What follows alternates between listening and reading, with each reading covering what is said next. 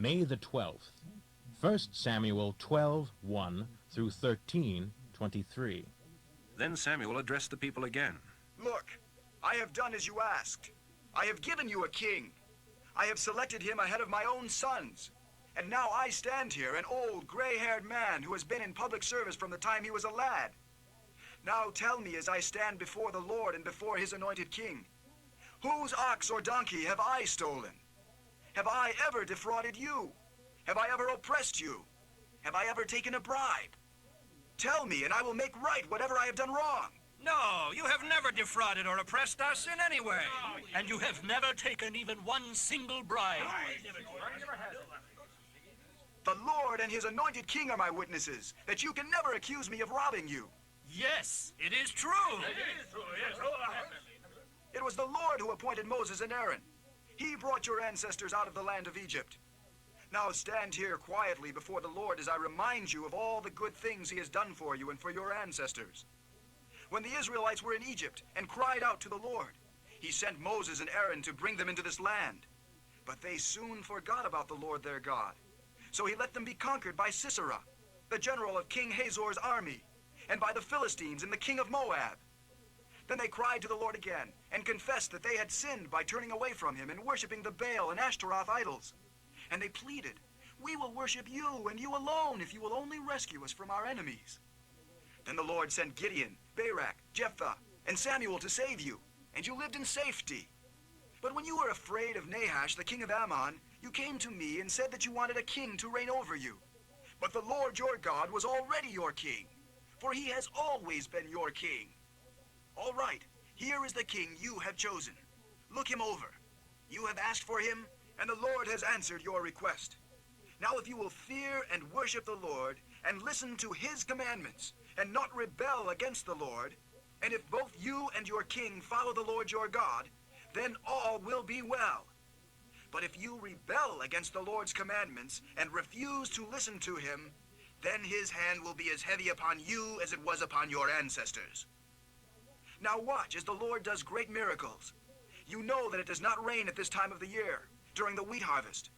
I will pray for the Lord to send thunder and rain today, so that you will realize the extent of your wickedness in asking for a king. So Samuel called to the Lord, and the Lord sent thunder and rain, and all the people were very much afraid of the Lord and of Samuel. Pray for us lest we die. For now we have added to all our other sins by asking for a king. Don't be frightened. You have certainly done wrong. But make sure now that you worship the Lord with true enthusiasm, and that you don't turn your back on him in any way. Other gods can't help you. The Lord will not abandon his chosen people, for that would dishonor his great name. He made you a special nation for himself, just because he wanted to. As for me, far be it from me that I should sin against the Lord by ending my prayers for you, and I will continue to teach you those things which are good and right. Trust the Lord and sincerely worship him. Think of all the tremendous things he has done for you. But if you continue to sin, you and your king will be destroyed. By this time, Saul had reigned for 1 year. In the second year of his reign, he selected 3,000 special troops and took 2,000 of them with him to Michmash and Mount Bethel, while the other 1,000 remained with Jonathan, Saul's son, in Gibeah in the land of Benjamin. The rest of the army was sent home. Then Jonathan attacked and destroyed the garrison of the Philistines at Geba. The news spread quickly throughout the land of the Philistines, and Saul sounded the call to arms throughout Israel. He announced that he had destroyed the Philistine garrison and warned his troops that they stank to high heaven as far as the Philistines were concerned. So the entire Israeli army mobilized again and joined at Gilgal. The Philistines recruited a mighty army of 3,000 chariots, 6,000 horsemen, and so many soldiers that they were as thick as sand along the seashore. And they camped at Michmash, east of Bethaven. When the men of Israel saw the vast mass of enemy troops, they lost their nerve entirely and tried to hide in caves, thickets, coverts, among the rocks, and even in tombs and cisterns. Some of them crossed the Jordan River and escaped to the land of Gad and Gilead. Meanwhile, Saul stayed at Gilgal, and those who were with him trembled with fear at what awaited them. Samuel had told Saul earlier to wait 7 days for his arrival, but when he still didn't come, and Saul's troops were rapidly slipping away, he decided to sacrifice the burnt offering and the peace offerings himself. But just as he was finishing, Samuel arrived. Saul went out to meet him and to receive his blessing, but Samuel said, What is this you have done? Well, when I saw that my men were scattering from me, and that you hadn't arrived by the time you said you would, and that the Philistines were at Michmash ready for battle, I said, the Philistines are ready to march against us, and I haven't even asked for the Lord's help. So I, reluctantly, offered the burnt offering without waiting for you to arrive. You fool! You have disobeyed the commandment of the Lord your God. He was planning to make you and your descendants kings of Israel forever. But now your dynasty must end, for the Lord wants a man who will obey him. And he has discovered the man he wants, and has already appointed him as king over his people. For you have not obeyed the Lord's commandment. Samuel then left Gilgal and went to Gibeah in the land of Benjamin. When Saul counted the soldiers who were still with him, he found that there were only about 600 left. Saul and Jonathan and these 600 men set up their camp in Geba in the land of Benjamin. But the Philistines stayed at Michmash. 3 companies of raiders soon left the camp of the Philistines. One went toward Ophrah in the land of Shual, another went to Beth-horon, and the third moved toward the border above the valley of Zeboim near the desert. There were no blacksmiths at all in the land of Israel in those days, for the Philistines wouldn't allow them for fear of their making swords and spears for the Hebrews. So whenever the Israelites needed to sharpen their plowshares, discs, axes, or sickles, they had to take them to a Philistine blacksmith. The schedule of charges was as follows. For sharpening a plow point, 60 cents. For sharpening a disc, 60 cents. For sharpening an axe, 30 cents. For sharpening a sickle, 30 cents. For sharpening an ox goad, 30 cents. So there was not a single sword or spear in the entire army of Israel that day, except for Saul's and Jonathan's. The mountain pass at Michmash had meanwhile been secured by a contingent of the Philistine army. John 7, 1 through 30. After this, Jesus went to Galilee, going from village to village, for he wanted to stay out of Judea, where the Jewish leaders were plotting his death. But soon it was time for the tabernacle ceremonies, one of the annual Jewish holidays. And Jesus' brothers urged him to go to Judea for the celebration. Go where more people can see your miracles. You can't be famous when you hide like this.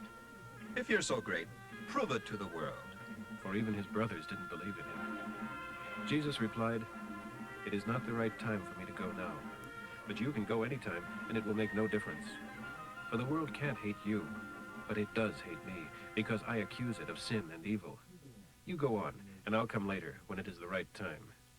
So he remained in Galilee. But after his brothers had left for the celebration, then he went too, though secretly staying out of the public eye. The Jewish leaders tried to find him at the celebration and kept asking if anyone had seen him. There was a lot of discussion about him among the crowds. Some said, "He's a wonderful man," while others said, "No, he's duping the public." But no one had the courage to speak out for him in public for fear of reprisals from the Jewish leaders. Then, midway through the festival, Jesus went up to the temple and preached openly. The Jewish leaders were surprised when they heard him. "How can he know so much when he's never been to our schools?" So Jesus told them, "I'm not teaching you my own thoughts, but those of God who sent me. If any of you really determines to do God's will, then you will certainly know whether my teaching is from God or is merely my own. Anyone presenting his own ideas is looking for praise for himself, but anyone seeking to honor the one who sent him is a good and true person. None of you obeys the laws of Moses, so why pick on me for breaking them? Why kill me for this?" The crowd replied, "You're out of your mind." "Who's trying to kill you?" Jesus replied, "I worked on the Sabbath by healing a man, and you were surprised. But you work on the Sabbath too, whenever you obey Moses' law of circumcision. Actually, however, this tradition of circumcision is older than the Mosaic law.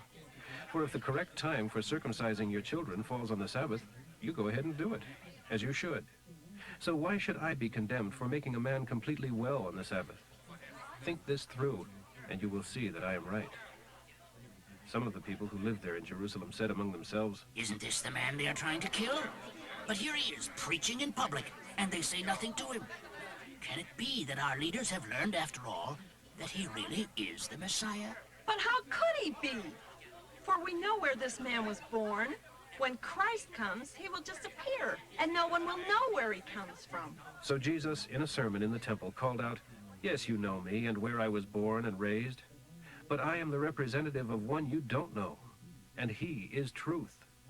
I know him because I was with him, and he sent me to you." Then the Jewish leaders sought to arrest him, but no hand was laid on him, for God's time had not yet come. Psalm 108, 1 through 13.